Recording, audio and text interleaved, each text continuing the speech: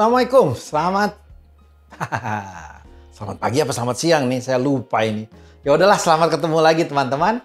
Hari ini kita akan bahas tentang proses pemasaran.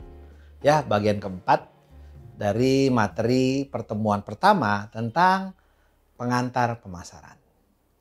Proses pemasaran itu ada analisis dan riset pasar, lalu segmentasi pasar, targeting dan positioning atau orang kenal dengan STP, lalu pengembangan bauran pemasaran atau marketing mix, serta evaluasi dan pengendalian. Kita akan masuk ke bagian pertama dari proses pemasaran tentang analisis dan riset pasar. Langkah pertama dalam pemasaran adalah memahami pasar dan konsumen, baik melalui riset atau pemahaman pakar. Ya, maksudnya apa sih Pak? Ya, kalau riset kita turun ke pasar, kita cari tahu, kita tanya. Ada riset fundamental, ada riset terapan.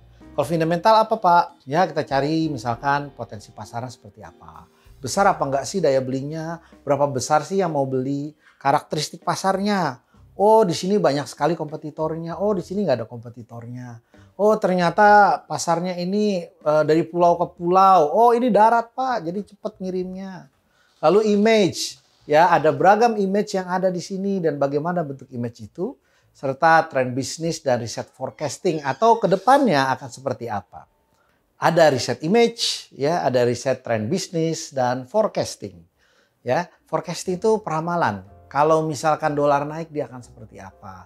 Kalau kondisi ini berlanjut terus penjualan akan seperti apa.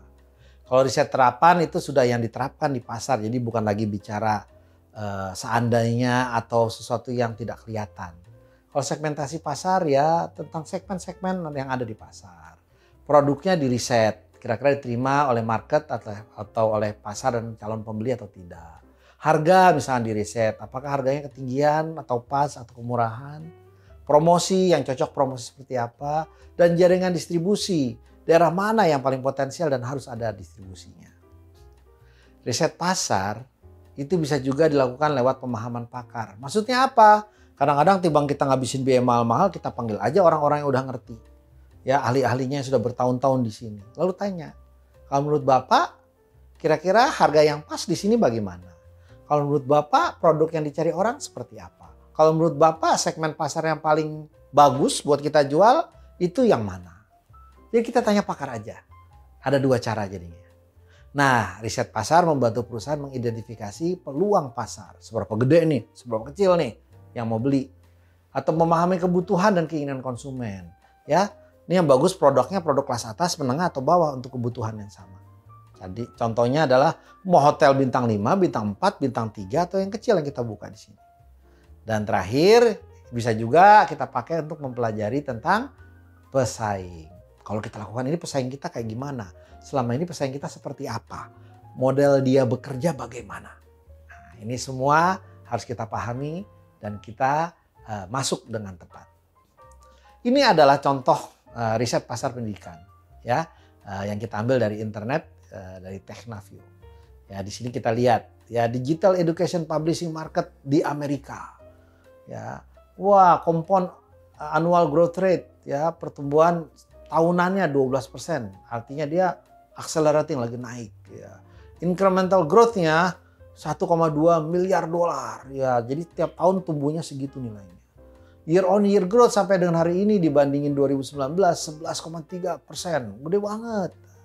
Ya, the market is fragmented with several players occupying the market share. Oh, ternyata pasarnya terpecah-pecah. Ada kebutuhan yang beragam dan beda-beda. Setiap kebutuhan satu pemain. Setiap kebutuhan satu pemain.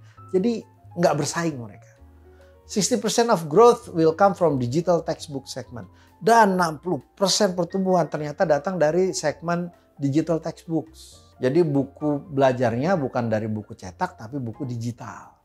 Nah contoh-contoh yang seperti ini ya melihat data pasar segala macam adalah bentuk riset yang akan memberikan pemahaman bagi pemasar. Kalau gitu berarti saya ngejar pasar yang mana ya? Oh yang lagi banyak tumbuh. Saya ngejar daerah mana ya? Oh yang fragmented tadi ya tapi yang musuhnya paling culun, yang paling nggak jagoan, yang nggak OP kalau bahasa game ya, overpowered. Nah, seperti itu.